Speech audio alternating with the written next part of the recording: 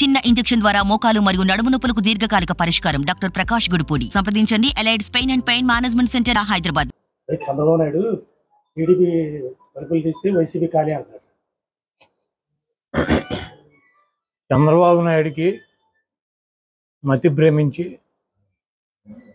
మా పార్టీలో జరుగుతున్నటువంటి సీట్ల మార్పులు చేర్పుల గురించి, అదేవిధంగా కదలరా అని చెప్పి ఈయన కదిలి వెళుతూ వాళ్ళ దగ్గరికి ఉపన్యాసాల్లో అక్కడ ఉన్నటువంటి శాసనసభ్యుల్ని, మా మంత్రుల్ని, మా ముఖ్యమంత్రిని ఆయనకి నోటికి ఇష్టం వచ్చినట్టు ఇట్టే కార్యక్రమం పెట్టుకున్నాడు. ప్రజలకు ఏం చేస్తానన్నది చెప్పట్లేదు. నిన్న చంద్రబాబు నాయుడు తలుపులు కనుక తీస్తే మా పార్టీ ఖాళీ అవుతుందని చెబుతున్నాడు. చంద్రబాబు నాయుడు కొంప గోడు తలుపులు అన్నీ కూడా 2019లో ఈ రాష్ట్ర ప్రజలు పీకి ఆయన్ని హైదరాబాద్ పార్సిల్ చేశారు. చంద్రబాబు నాయుడు వయసు వచ్చింది కానీ బుద్ధి రాల. జగన్మోహన్ రెడ్డి గారు అధికారంలో ఉండి ఈరోజు 58 మంది అభ్యర్థులను మార్చాడు. ఇంకో 10 మందో 12 మందో 15 మందో ఈ 1-2 రోజుల్లో కూడా మార్చి 175 మంది శాసనసభ్యులు, 25 మంది ఎంపీలు లిస్టుని అనౌన్స్ చేస్తున్నాడు. దాంట్లో ఒక 5-10 మందో సీట్లు రానాళ్ళు చంద్రబాబు దగ్గర మేము తీసేసిన వాళ్ళం చంద్రబాబు నాయుడు తలుపులు తెస్తే చంద్రబాబు నాయుడు దగ్గర చేరుతారు. రేపు పవన్ కళ్యాణ్ చంద్రబాబు నాయుడు అలయన్స్లో ఎవరు తీసుకుంటాడు, ఏ సీట్లు ఎవరు తీసుకుంటారు, ఎవరి సీట్లు ఎక్కడ ఏ అభ్యర్థులను ప్రకటిస్తారో చెప్తే చంద్రబాబు నాయుడు కొంపనే, జనసేన కొంపనే ఆ అభ్యర్థులు ఆ పార్టీనే తగలెట్టేటువంటి పరిస్థితి ఉంది. ముందు ఆయన తలుపులు తీయటం కాదు, ఫైర్ ఇంజిన్ పెట్టుకుని ఆయన కొంప తగలాడకుండా జాగ్రత్త ఉండమని చెప్పి నేను చెప్తున్నాను. చంద్రబాబు నాయుడు క్రెడిబిలిటీ లేని నాయకుడు. బాబు భరోసా అని చెప్పి రోడ్లు ఎమ్మటి తిప్పుతున్నాడు. 3 సార్లు ముఖ్యమంత్రి అయ్యాడు. 600 వాగ్దానాలు ఇచ్చి ఏ వాగ్దానాన్ని నెరవేర్చినటువంటి చరిత్ర లేనటువంటి, క్రెడిబిలిటీ లేనటువంటి నాయకుడు ఈ రాష్ట్ర ప్రజల దృష్టిలో ఉన్నాడు. జగన్మోహన్ రెడ్డి గారు ఇచ్చినటువంటి మాట కట్టుబడి ఉండేటువంటి వ్యక్తి. జగన్మోహన్ రెడ్డి గారు 5 సంవత్సరాలు ఆయన ఇచ్చినటువంటి మేనిఫెస్టోని అమలు చేశాడు. మళ్ళీ మేము కొత్త మేనిఫెస్టోతో వస్తాము. చంద్రబాబు నాయుడికి దిమ్మ తిరుగుద్ది. చంద్రబాబు నాయుడికి ఈసారి ప్రతిపక్ష హోదా కూడా వచ్చే పరిస్థితి లేదు. సరిగ్గానేమో కేంద్రానికి రాష్ట్రం తాకడ పెట్టి జగనని విమర్శిస్తారు. ఇప్పుడు షర్మిలమ్మ తెలంగాణలో తెలంగాణ ప్రజల కోసం, పాలేరు ప్రజల కోసం ఆవిడ అక్కడ పార్టీ పెట్టి 4000 కిలోమీటర్ల పాదయాత్ర చేసి తెలంగాణ ప్రజలను ఉద్ధరిస్తానని చెప్పి, రాజశేఖర రెడ్డి బిడ్డనని చెప్పి, రాజశేఖర రెడ్డి గారి ఆశయాలు సాధిస్తానని చెప్పి అక్కడ ఏం చేసిందో తెలంగాణ ప్రజలు, ఆంధ్రప్రదేశ్ ప్రజలు కూడా చూశారు. అక్కడ ఆవిడకి 0% ఓటింగో లేదా 1% ఓటింగ్ ఉండేది. ఆ పార్టీ ఇంకొక జీరో ఓటింగ్ ఉన్నటువంటి పార్టీలు విలీనం చేసి ఇక్కడికి వచ్చి ఆవిడ మళ్ళీ ఇక్కడ కూడా సేమ్ డైలాగులు, ఆంధ్రప్రదేశ్ కోసమే పుట్టాను, ఆంధ్రప్రదేశ్ను ఉద్ధరిస్తా పుట్టాను. ఇప్పుడు వైజాగ్లో స్టీల్ ప్లాంట్ గురించి 4 సంవత్సరాల నుంచి గొడవ జరుగుతుంది. ఆవిడేమైంది 4 సంవత్సరాల్లో? 4 సంవత్సరాల్లో ఏమైంది? పోలవరం ప్రాజెక్టు ఇప్పుడు గుర్తొచ్చింది ఆవిడికి. ఇవన్నీ కూడా రాజకీయంగా ఏదో రకంగా ఒక పదవిలోకి రావాలని చెప్పి కాంగ్రెస్ పార్టీ ప్రాపకం కోసం జగన్మోహన్ రెడ్డి గారి మీద నిందలేస్తూ తిరుగుతుంది. ఆవిడ పార్టీ కోసం కష్టపడ్డాను, పార్టీ కోసం ఇది చేశాను, అది చేశానని చెప్తుంది.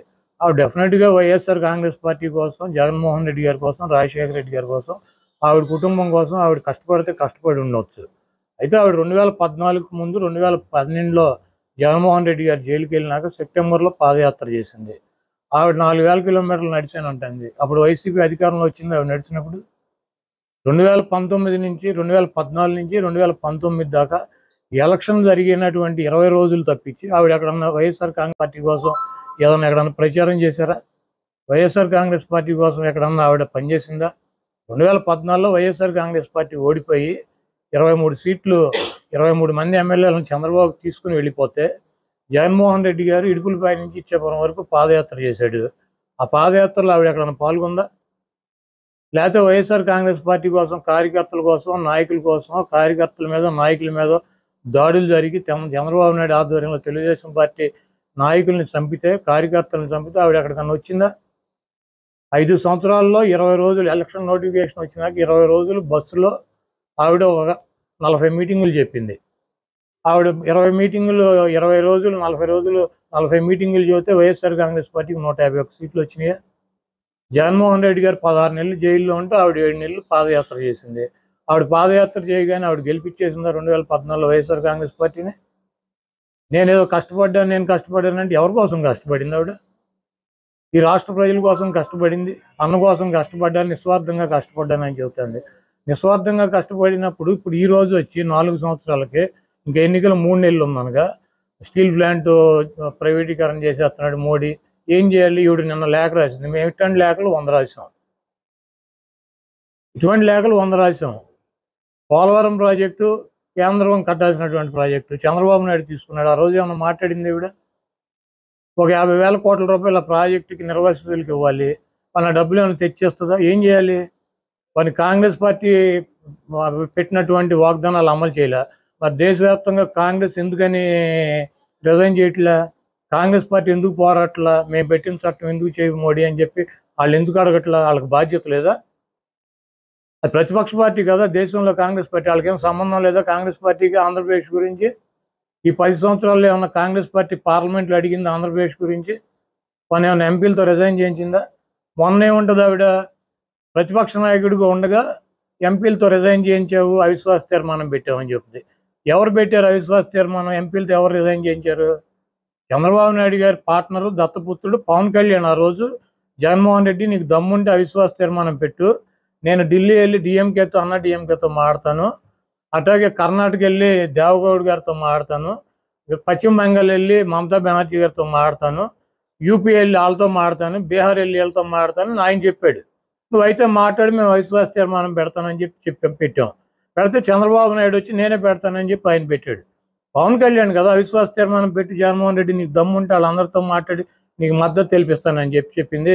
నువ్వు మాట్లాడు, దమ్ముంటే కాంగ్రెస్ పార్టీతో మాట్లాడు, మోడీ గారి మీద అవిశ్వాస తీర్మానం పెట్టించు.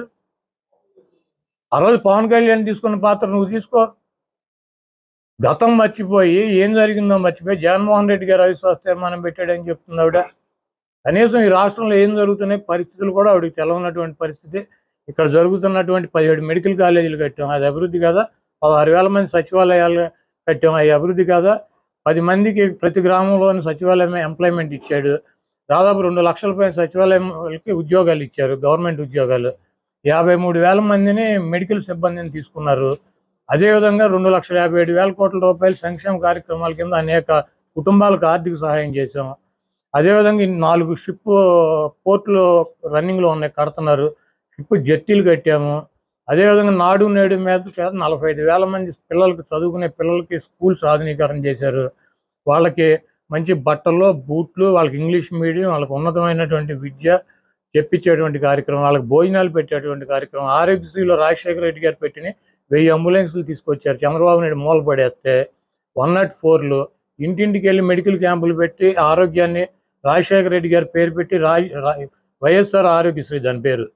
ప్రతి పథకానికి రాజశేఖర రెడ్డి గారి పేరు పెట్టి రాజశేఖర రెడ్డి గారు అడుగుదాడులో నడుస్తున్నటువంటి వ్యక్తి జగన్మోహన్ రెడ్డి గారు. మీకేమన్నా తగాదాలు ఉంటే మీకేమన్నా అంటే పర్సనల్గా మాట్లాడుకోండి. ఊరిని ఆ కాంగ్రెస్ పనికిమాలిన పార్టీలో చేరి రాష్ట్రాన్ని సర్వనాశనం చేసి విడగొట్టినటువంటి కాంగ్రెస్ పార్టీలో చేరి ఆ పనికిమాలినటువంటి తీసేసిన తహసీల్దారులాగా ఆ 10 మంది పనికిమాలిన నాయకులను వేసుకుని రాజశేఖర రెడ్డి బిడ్డ అని తెలంగాణలో ఆయన పరువు తీసి ఆయన పేరు మీద పార్టీ పెట్టి ఆ పార్టీని తీసుకెళ్లి మూసీ నది లాంటి కాంగ్రెస్ పార్టీలో కలిపి ఇక్కడికి వచ్చి జగన్మోహన్ రెడ్డి గారి మీద నిందలో జగన్మోహన్ రెడ్డి గారిని విమర్శిస్తుంది. ఇదంతా కూడా మంచి పద్ధతి కాదు. ఆవిడకి ఏమన్నా పర్సనల్గా ఉంటే పర్సనల్గా చూసుకోవాలి. వైఎస్ఆర్ కాంగ్రెస్ పార్టీ మీద జగన్మోహన్ రెడ్డి గారి మీద నిందలేసి జగన్మోహన్ రెడ్డి గారిని ఏదో చేద్దాము, రాజశేఖర రెడ్డి గారి ప్రత్యర్థులు దేబిఎన్ రాధాకృష్ణ, రామోజీరావు, చంద్రబాబు నాయుడు, రేవంత్ రెడ్డి, వీళ్ళందరూ ఎవరో రాజశేఖర రెడ్డి గారిని సర్వనాశనం చేస్తానని చెప్పి తిరిగినాళ్ళు. పవన్ కళ్యాణ్ రాజశేఖర రెడ్డి గారు పంచోడు కొట్టి తరిమి కొడతానని చెప్పినటువంటి పవన్ కళ్యాణ్ వీళ్ళందరూ ఇళ్ళకెళ్ళి వీళ్ళందరితో కలిసి రాజశేఖర రెడ్డి గారు రక్తం పంచుకుని రాజశేఖర రెడ్డి గారి ఆశయాలని నిలబెట్టి ఈరోజు ఇంకా రాజశేఖర రెడ్డి గారు చనిపోయి 15 ఏళ్ళైనా రాజశేఖర రెడ్డి గారి పేరు రోజు ప్రతివాడు తలుస్తున్నాడంటే దానికి కారణం జగన్మోహన్ రెడ్డి గారు. తండ్రి పేరు నిలబెట్టినటువంటి తనయుడిని నాశనం చేయటానికి వచ్చి ఇవన్నీ కూడా రాష్ట్ర ప్రజలు గమనిస్తున్నారు. తప్పకుండా కాంగ్రెస్ పార్టీకి, సోనియా గాంధీకి, రాహుల్ గాంధీకి మాడు పగిలిపోయేటట్టు ఈ రాష్ట్ర ప్రజలు ఈసారి 0% ఓటింగ్ ఇస్తారు. ఇంకోటి చెప్పుద్ది ఆవిడ ఏ రోగానికైనా ఒకటే ట్యాబ్లెట్. పోలవరం అవ్వాలన్నా కాంగ్రెస్ అధికారంలోకి రావాలి, ప్రత్యేక హోదా రావాలన్నా కాంగ్రెస్ అధికారంలోకి రావాలి, స్టీల్ ప్లాంట్ అయినా కాంగ్రెస్ అధికారంలోకి రావాలి, ఏ సమస్య తీరాలన్నా కాంగ్రెస్ అధికారంలోకి రావాలని చెప్పింది. అసలు కాంగ్రెస్ పార్టీ ప్రతిపక్ష హోదా వచ్చే పరిస్థితి ఉందో ఈరోజు రాష్ట్రంలో? మోడీ గారికి 350 సీట్లు వస్తాయని చెబుతున్నారు, నరేంద్ర మోడీకి 350 సీట్లు వస్తాయని ప్రతి సర్వేలన్నీ చెబుతున్నారు. చెబుతుంటే కాంగ్రెస్ పార్టీ అధికారంలోకి వద్దంటే నితీష్ కుమార్ వెళ్ళిపోయాడు, మమతా బెనర్జీ వివాదాలు, ప్రతి వాళ్ళు ఇండియా కూటమి అని పెట్టారు. ఆ కూటమి ఒక్కొక్కటి వెళ్ళిపోతున్నారు. ఈరోజు కాంగ్రెస్ పార్టీ ఏంటి అధికారంలోకి వచ్చారు? రాహుల్ గాంధీ అక్కడ ఎంపీకి గెలుపుతాడా? మొన్న యూపీలో ఓడిపోయాడు. ఈసారి సోనియా గాంధీ, రాహుల్ గాంధీ అసలు ఎంపీలకు గెలిచే పరిస్థితి ఉందా? అదో తీసేయడానికి సిద్ధంగా ఉన్న పార్టీని దాన్ని పట్టుకొచ్చి డిస్పోజల్ పార్టీని రాహుల్ గాంధీ మొదటి సంతకం పెడతాడంట. ఎక్కడ పెడతాడు మొదటి సంతకం? ఎక్కడ పెడతాడు? ఆ ఎంపీ కూడా కాడు. ప్రధానమంత్రి రాహుల్ గాంధీ అయ్యే పరిస్థితి ఉందా? మనం బతికుండగా రాహుల్ గాంధీని ప్రధానమంత్రిగా చూడగలమా ఈ దేశంలో? అది తీసేసిన పార్టీ 30 రాష్ట్రాలు ఉంటే కనీసం 25 రాష్ట్రాలు అసలు ఆ పార్టీనే లేదు. రాహుల్ గాంధీ ప్రధానమంత్రి అవుతాడు. రాహుల్ గాంధీ ప్రధానమంత్రి కాదు, ఎంపీ కూడా అవడు. మరిన్ని వీడియోస్ కోసం ఛానల్ ని సబ్స్క్రైబ్ చేయండి, లేటెస్ట్ అప్డేట్స్ కోసం వాట్సాప్ ఛానల్ ని ఫాలో చేయండి అండ్ లింక్ డిస్క్రిప్షన్ లో ఉంది.